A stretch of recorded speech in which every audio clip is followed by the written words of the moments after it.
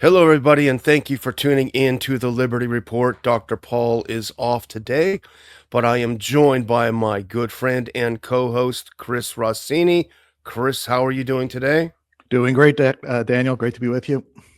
Yeah, great to be with you again. We got a special treat today because we have a guest.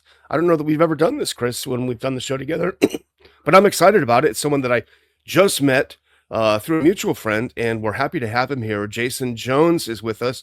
Jason, how are you doing this morning? I'm doing great. It's a privilege to be on with you guys. Thank you. That's great. That's great. Well, I have to confess that I was not familiar with your organization, but I'm glad that I am now, thanks to a mutual friend again. But for those of us, our listeners out there who may not be familiar, and the reason we're having you on is because of what you do now. If you can spend a little bit of time, let people know what you do, what your organization does. I think that'll be a good segue into some more specific questions. So take it away. Yeah, sure, Daniel. Thank you. But first of all, I just want to thank Dr. Paul because when I was a young infantryman in the late 80s, early 90s, I discovered him. And I know it was the first political check I ever sent. And he had mentioned Bastiat's the law. The first thing I ever did on the internet was print Bastiat's the law out and read it. But I was greatly Awesome. influenced by Dr. Paul. So it's a privilege to be on your show. I founded my organization, the Vulnerable People Project, in 2002. I've been very active in the pro-life movement since I was 17. Actually, I dropped out of high school and joined the army the day I turned 17. And and through a personal experience, my high school girlfriend was forced to have an abortion while I was in basic training by her father. I'd become really involved in the pro-life movement. And from my experiences in the army as an infantryman, it kind of just seamlessly connected with this desire to defend the vulnerable from violence, whether it's the child in the womb or the child in Darfur or the child in Gaza. In 2002, being very involved in the pro-life movement, I founded my organization to try to harness pro-life sentiment to oppose the calls to invade Iraq. And that's really what kicked us off. So I founded the organization in 2002 with the goal of trying to advocate amongst conservatives and pro-lifers against shattering the secular equilibrium in the Middle East, knowing that it would lead to the genocides that it did in fact lead to. And from there, that's we've been continuing to do that. Is we advocate for vulnerable ethnic and religious minorities who are facing ethnic cleansing and genocide. We do that through we're really good at getting people and stuff in and out of places. And so we were very involved in Afghanistan and evacuating our allies. In Sudan right now, we're evacuating Christians from Khartoum that is trapped in the war. But we also produce movies and write articles and make books, all committed to the same thing, to stand with the vulnerable who are suffering violence. So, well, you were out of the military then by the time you started your organization. Yeah, So after you I got out of the oh, infantry, I went to the University of Hawaii and then the Hawaii Pacific University for graduate school in military science and operational studies. And then right around the time I got out of graduate school, I went to DC to work in the pro-life movement. That was in 2000. And then after 9/11 and into the lead up of the Iraq War is when I launched my organization. okay, okay. No, I think what you make a great point, which is the dangers of sectarian violence, and that that with before we sort of I don't want to get too deep into it, but that seems to be the goal of U.S. foreign policy. From Syria to Libya.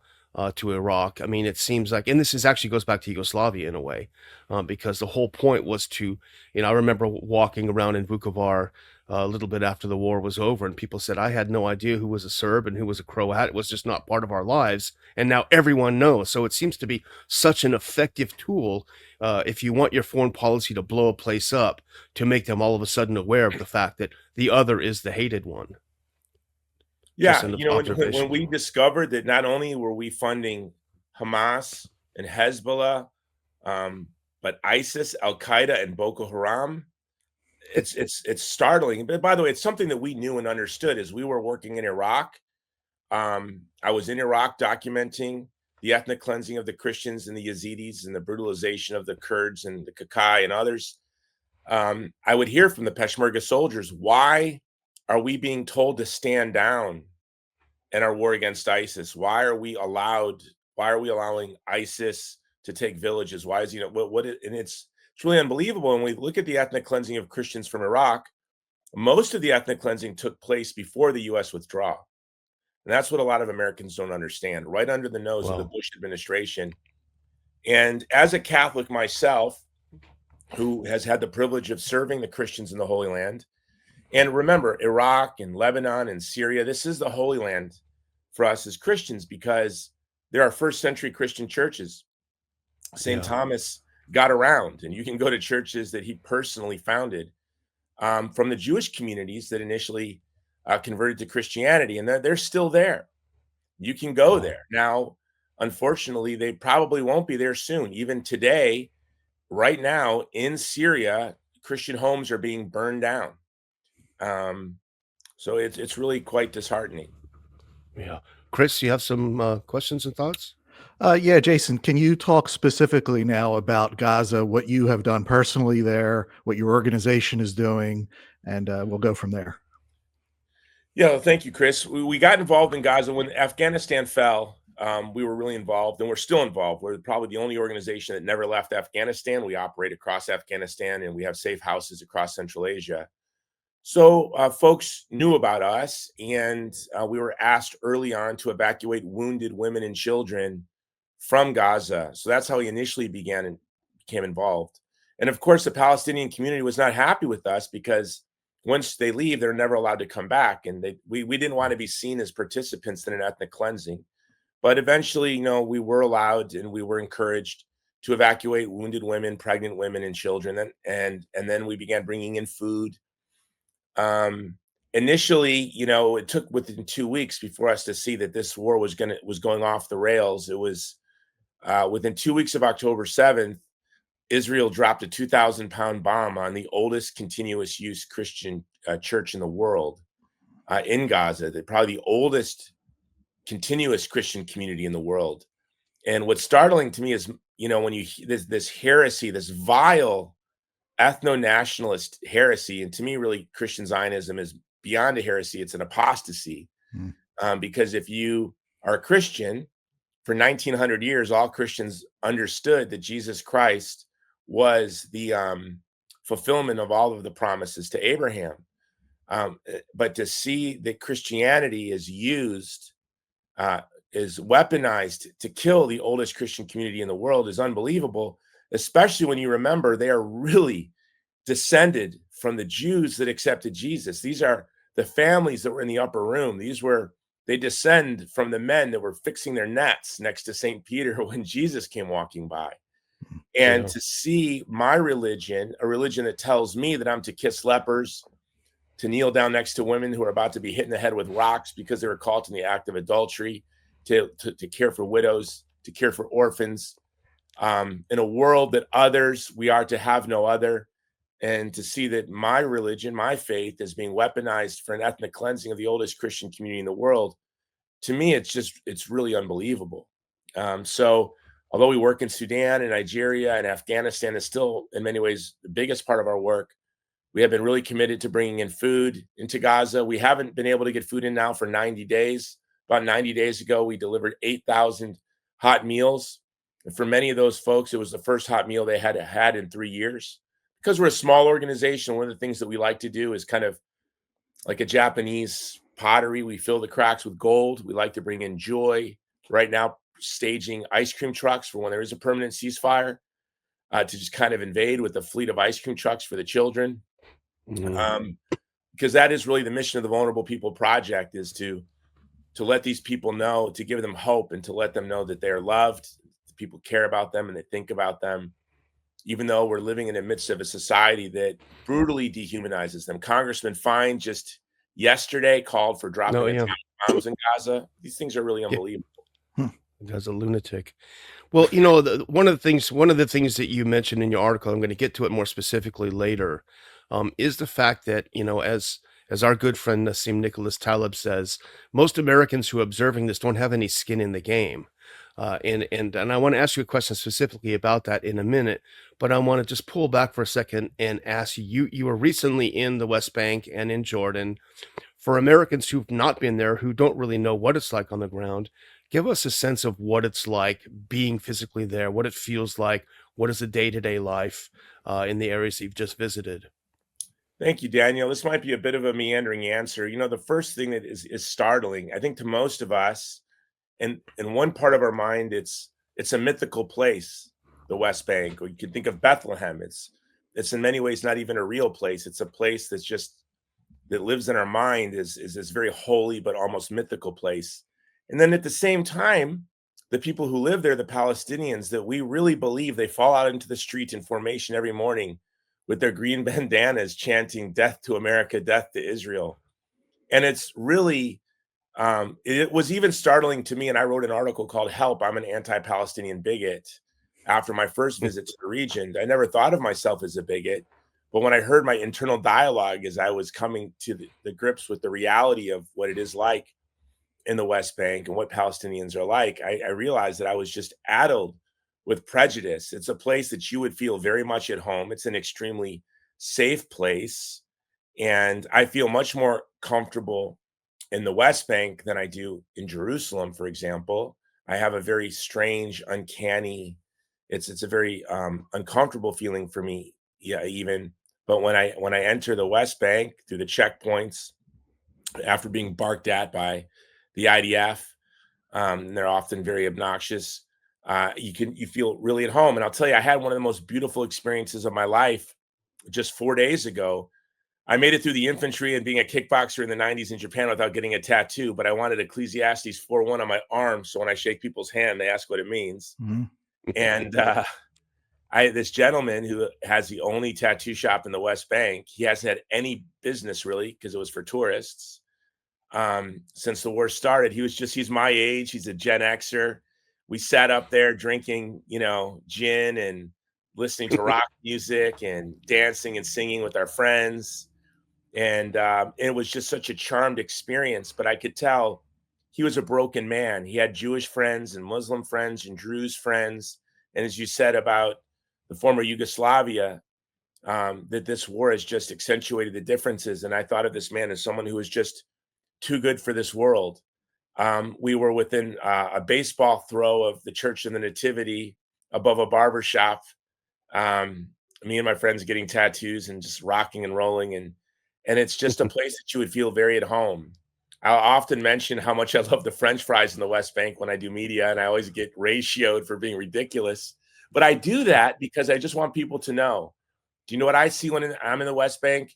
Kids riding bicycles, doing papa wheelies down the street, the sound of big wheels turning corners, and Mhm. kids everywhere laughing and smiling, and families in the market. You walk through the market. I said to my son, I said, it's just like here, except they have outdoor markets that are very hot, and I'm sure they'd prefer to be in an air-conditioned Walmart and rather than walking the beautiful Roman street in the hot sun. But it's a place that you would feel very much at home. And then when I always remind them that all Palestinians, Muslim or Christian, are the descendants of the Jews that accepted Jesus. Now there were the Arab invasions in the 6th century and other things, but that they can definitely all trace their lineage back. But I don't hear anti-Semitism. I don't hear hatred. And I realize that we're the ones that have been really promulgated in bigotry. And it's not something I see there, which I can't understand because Mhm. with the brutality and the and the and the persecution that they have to suffer, they can't go to the villages where their families are from, for example. Uh, to see that they're so thoughtful, I think most Americans would be striking. You go there, of course, your Waze and your Google Map says, warning, entering dangerous area. That's what it says when you go into the West Bank. Of course, that's absolutely ridiculous. Yeah, Jason, our position, Ron Paul's position, as you know, is a foreign policy of non-interventionism. And unfortunately, our country is neck deep in what is happening in Gaza. Um, and Ron Paul has been saying for decades that when we do stuff like this, it creates hatred towards our nation. Um, so I wanted to get yours, and you may not know personally, but even your staff or any, what's your sense of the Gazan Palestinian people towards America? Obviously, they're not happy with Israel, but we're there. We're very much involved too. What is their opinion in general? Do you think on America and Americans themselves?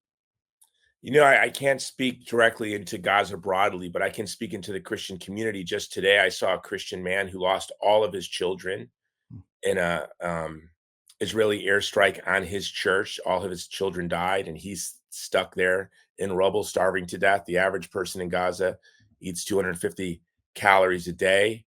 Um, I'm startled at how thoughtful they are. And I've really, as a Catholic, and I run a Catholic apostolate, it's grounded in Catholic social teaching. And I think about this a lot, the unique mystery and beauty of the Palestinian Christian community, not to hold to bigotry or hatred, to be thoughtful of the rise of Jew hatred and anti Semitism because of this war. You can see in the videos where I interviewed Christians immediately after being wounded. We brought them to Egypt and I interviewed them, and then understanding that these IDF soldiers were just, quote, children who have been propagandized, and how they felt sorry for them. And I asked myself, where do these folks come from? Because I can tell you, uh, I wouldn't respond that way. And I thought this just must be grace working on a community as Christians for 2,000 years. And I don't see that kind of hatred. I walked around the Muslim neighborhoods in the West Bank alone, and I did this intentionally. And I was wanting to see, are people giving me, I think I can look as American as you can be with my Chicago White Sox hat, and walking around. And I lived most of my life in Hawaii, so I'm wearing my local kind slippers, my Sox hat, looking ridiculous, walking around these Muslim neighborhoods. And maybe two or three times I saw a teenager give me a really nasty look, and I admired that young man for being spirited. Because if I was a young teenager, I'd probably be a little angry too. But I mean, maybe one or two times I've seen that, I felt that. Maybe I was just even misreading the situation, but I don't experience that. Mm. And Wow.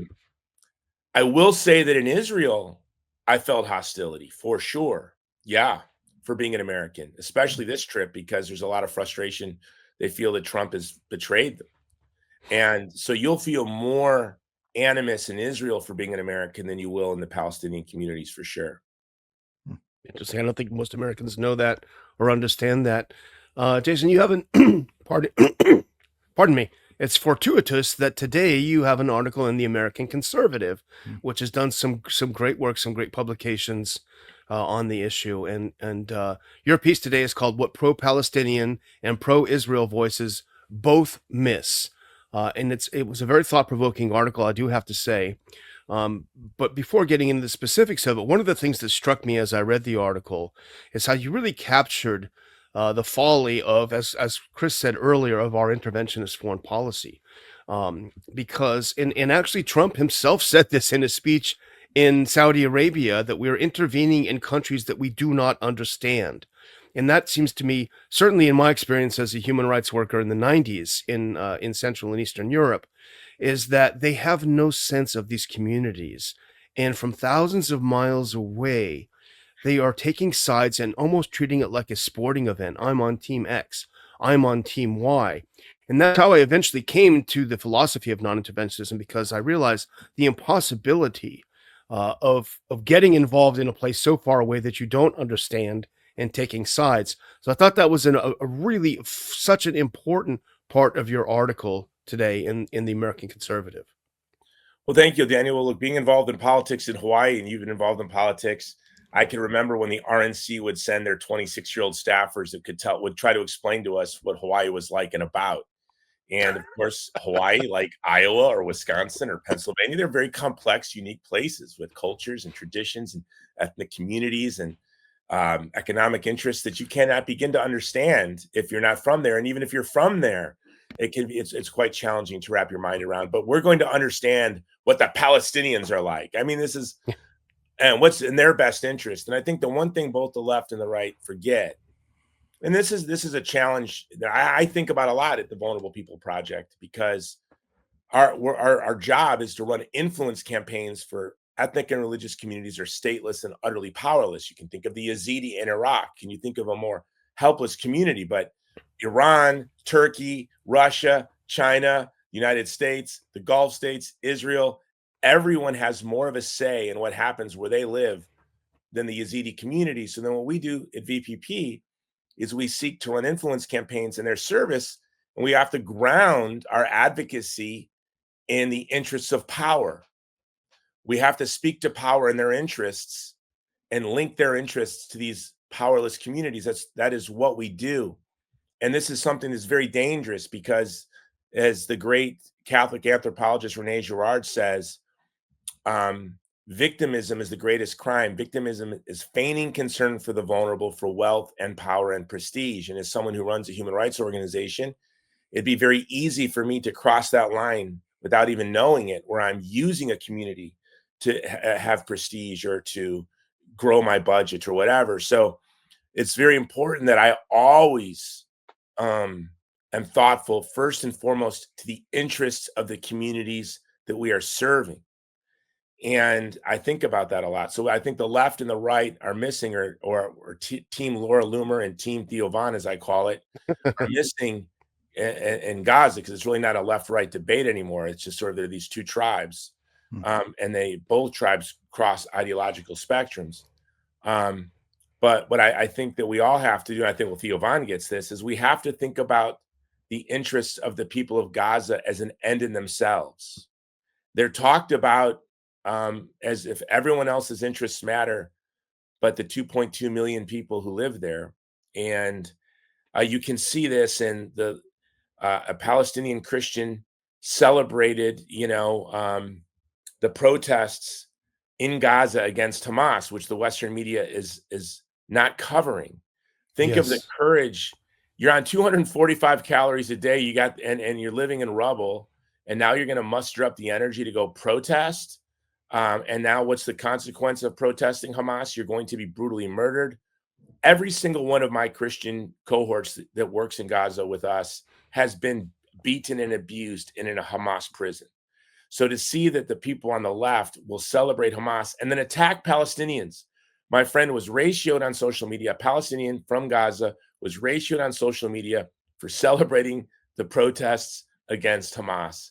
This is really unbelievable. And then on the other side, you have Nikki Haley writing on bombs, finish them. When 70% of the casualties in Gaza are children and women, you're going to sign a bomb that says finish them? You have Congressman Fine saying we should drop 2 nuclear bombs on Gaza. So the lunacy crosses the spectrum. And to me, they're just playing Dungeons and Dragons. And I mean, in many ways, they literally are playing. It's a role-playing game, because you can look at the Gnostic heresy of Christian Zionism with books by Jonathan Cahn, like The Dragon Prophecy, and books by John Hagee, The Blood Moon, and all of these new heresies all lead to the same point. The state of Israel has the duty to commit genocide because God said so. This is true. And so, but as a Christian, I know this is not a Christian show, but as a Christian, as a Catholic, it is my job to live a life. The vocation of the Christian is to live a life in solidarity with those outside of social concern. The leper, symbolically, we can think of our job is to kiss lepers. And the Palestinians are the lepers of today. I was joking on a podcast, our friend's podcast yesterday, that I'm actually standing with the Palestinians because I'm a coward. I work in Hollywood, which I do. I'm a filmmaker. And we all know that the Palestinians control Hollywood. I don't want to offend them. I also work in politics. The Palestinian lobby is very powerful. The last thing I want to do is cross the Palestinian lobby. And also, is there anything worse in the world than to be called an anti-Arab bigot? So I don't want to be called an anti-Arab bigot. So this is the only reason I'm standing with the Palestinians. It's all for selfish. It's all for self-interest, really. And your bank account, I'm sure. It's all for my bank. Yes, yes. I had to confess, I did show up in Bethlehem unannounced a couple of days last week, and I banged on the door of the Bible college. I said, "Can I spend the night?" They did let me sleep for free in the dorm. I will admit that I slept for free in the Bible college dorm. Wow. Chris, do you have some more thoughts? Yeah, I have. This will be my last thought. Before I say it, I do want to commend you, for the work that you do. Very, very few people on this planet are blessed to be able to do what you do. So I do want to compliment you for that. You kind of answered my last question. I was going to ask you about Hamas. See, if we Americans are very, very propagandized. Our government knows how to do it. They just take one word, Saddam, and you just keep repeating Saddam or Assad, and you can do whatever you want. You could kill 1 million people, as long as you have that. With Gaza, it's Hamas. Use the word Hamas, and you can blow up every university, every hospital, and kill tens of thousands of children by using that one word. I was going to ask you, you know, the Gazans, uh, their opinion on Hamas. I don't know if you could answer that question, I but think yeah. Go ahead. thank you for that question, Chris. Yeah, I think I can answer that question. First of all, we have to remember the last election was 2 decades ago, and they Hamas didn't win a majority of any district. They won 44% of the total vote. 50% of Gaza right now is under 18. Mm. When you look at what percentage of Gaza voted in the last election, which percentage voted for Hamas, and who's around today, only 6% of those people living in Gaza voted for Hamas. Only about 6% of people who are alive. And this is being used as a justification for total ethnic cleansing.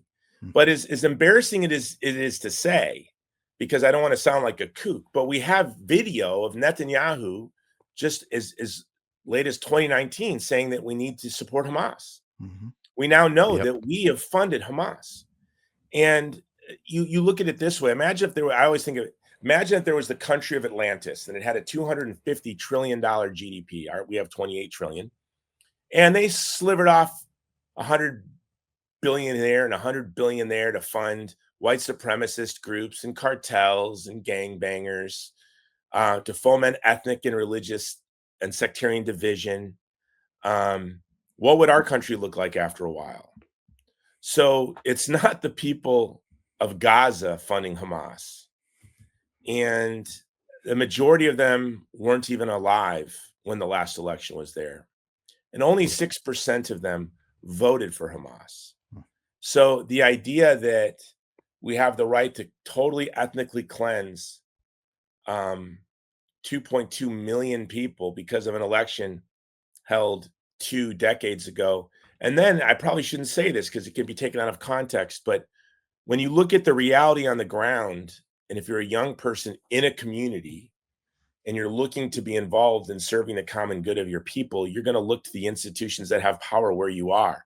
So I'm not even going to hold everyone accountable for the horrible acts of Hamas. That you have to understand that they're trapped.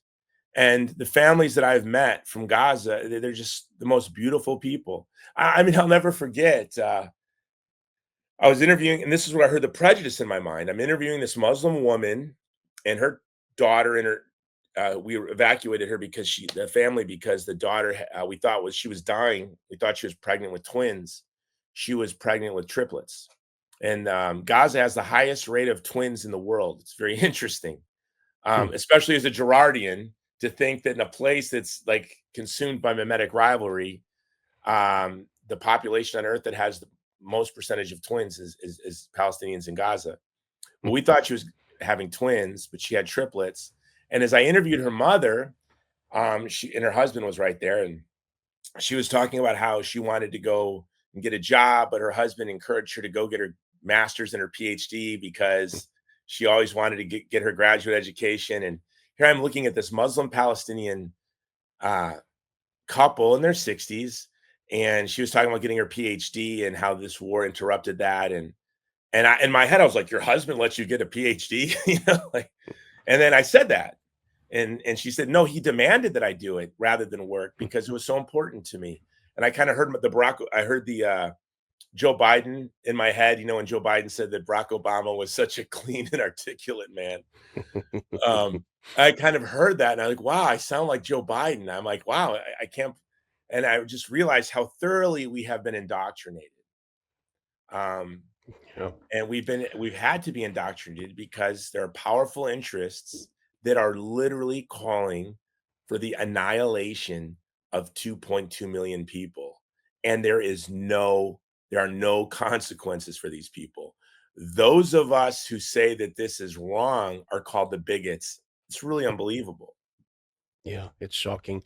I'm gonna close out here in a second. I do want to thank Conrail 2020 and Dennis Marburger for kicking in a little bit to help us with the show. They have some good comments. So if you're watching live, have a look at what they have to say. And my final thought, Jason, is really the complication that the difficulty that I've seen as a non-leftist, who nevertheless, for a number of reasons, is disgusted and horrified by what's happening. It also seems like the issue in the U.S. It's dependent on framing it as a bunch of crazed college Marxist leftists, and the issue has not been joined by conservative Christians. In fact, as you well point out in your article, many, and you have discussed as well during our conversation, many of these conservative Christian, and I use that word carefully, leaders in the United States are the ones that are calling for annihilation. And so the real challenge has seemed, at least in my perspective, to mobilize American pro-life conservatives to kind of do what you're supposed to do, defend life. The pro-life community seems like it's been very good at defending life up until when you're born, but then it doesn't stop there. So I commend you. It's very important, I think, to getting this point across, to joining, to squaring that circle and having Christians come on board and conservatives coming on board to defending life. And you're doing a great job. I'm going to hand it over to you to let people know where they can find you before I thank our guests and our audience of the show. So go ahead and let people know where they can find you and where they can see your work. I really appreciate that, Daniel, because I feel like this is my tribe. A lot of times I feel even in the conservative or pro-life space, it's a bit adversarial. Our organization, the Vulnerable People Project, is committed to standing with the most vulnerable people in the world. When there's a cost, when it's dangerous, you can go to our website, vulnerablepeopleproject.com, and see the work that we are doing in Gaza. We also have a petition there that we're sending to President Trump calling for a ceasefire. So that's vulnerablepeopleproject.com. And our mission is from the child in the womb to the child in Gaza. Excellent. Well, I want to thank all of our viewers for tuning in today to the show, to the very special show, and thank our guest again. Thanks, Chris, for joining us too. And please return to the Liberty Report soon.